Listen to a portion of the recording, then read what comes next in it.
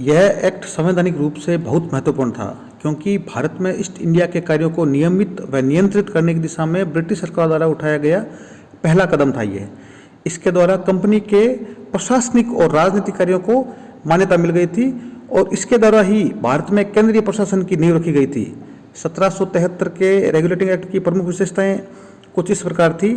इस एक्ट द्वारा बंगाल के गवर्नर को बंगाल का गवर्नर जनरल नाम दिया गया और उसकी सहायता के लिए 4 सदस्यीय कार्यकारी परिषद का गठन कर दिया गया।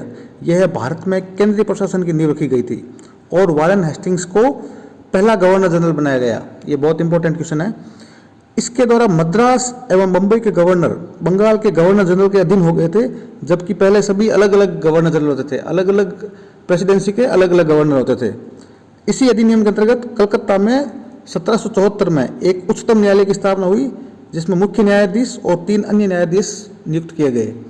कंपनी के कर्मचारियों को निजी व्यापार और भारतीय लोगों से उपहार और रिश्वत लेने पर प्रतिबंध लगा दिया गया।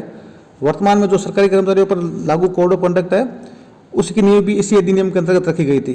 ये भी पूछा जा सकता है पेपर में कि मॉडल कोड ऑफ कंडक्ट का पहला अधिनियम कौन सा था। और इसी अधिनियम के द्वारा ब्रिटिश सरकार द्वारा कोर्ट ऑफ डायरेक्टरेट कंपनी की जो गवर्निंग बॉडी है उसके माध्यम से कंपनी पर नियंत्रण सशक्त हो गया था।